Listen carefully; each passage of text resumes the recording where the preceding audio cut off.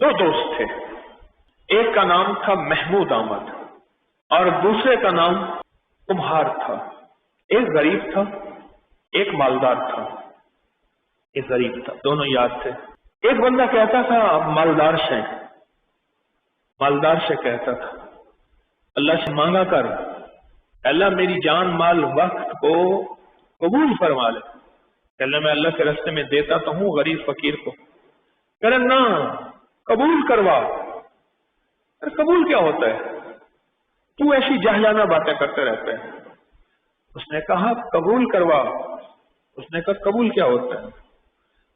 ये बहस तकरार कभी कभी ऐसी हल्की बिल्की मीठी मीठी चलती रहती थी। वो कबूलियत के लिए दुआएं करता रहा और वो कबूलियत को समझने की कोशिश ही ना करता रहा कि कबूलियत क्या होती है।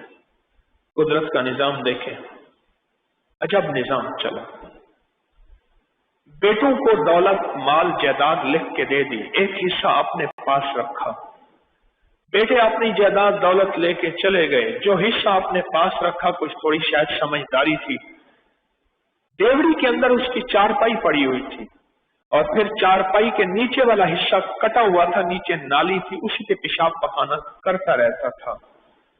और जब ये गुजरता था, इसके साथ एक इसका पोता होता था, उसने कुर्सी उठाई हुई होती थी। दादे की पोते ने कुर्सी उठाई हुई होती थी कि बुढ़ापा था, बुढ़ापे में खड़ा नहीं हो सकता था और बहुत गैरत वाला था कि कोई बंदे जाऊं मुझे जगह दे ना दे, लिहाजा कुर्सी उठाई हुई होती थी। हर बेटे की रोज मालिश जिम्मे थी। 3 बेटे थे। तीसरे दिन तीसरे बेटे की बारी आती थी। मिट्टी गूंदना, ले आना, आवी पकाना, भट्ठी बनाना बेटों के जिम्मे।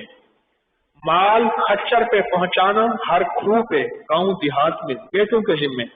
रात को हर बेटे की बारी होती थी कि एक एक बेटा पूरे जिस्म के अब्बे की मालिश करता था। अब्बा धोती पहनता था और वो मालिश करते थे। ये मिजाज था उनका और बेटे सादत समझते थे। जब आके गुजरता था, बैठता था तो कहता था क्या हाल है। कहा तेरी दौलत, मेरी दौलत ने मुझे काम ना दिया, तेरी गरीबी काम आ गई। यानी तू इज्जतों के साथ है, हम उम्र हैं, मेरी नस्लें मुझे छोड़ गई हैं और तेरी दूसरी नस्ल तेरी कुर्सी उठाए उठाए फिर रही है। बात समझ आई नहीं आई।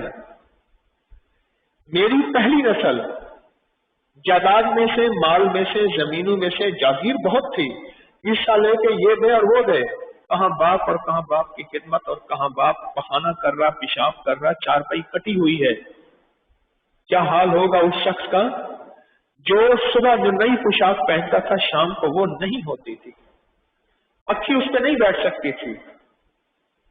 उसकी दौलत और माल का हाल यह था, उसकी सफाई सुथराई का हाल यह था, उसकी जिंदगी का सलीका था, एक उसका अपना एक रख रखाव था और सारे मालदार यार थे सिवाय एक कुम्हार के, ये गरीब यार था। अब लफ्ज सुने, मेरी माल दौलत मेरे काम ना आई, तेरी गरीबी तेरे काम आ गई। ये फिर कहता था कि मैं तुझे कहता तो था कि अल्लाह से अपने आप माल को, अपनी चीजों को कबूल करा ले। अगर कबूल करा लेता फिर अल्लाह ऐसे गैर से तेरे खादिम पैदा कर देता।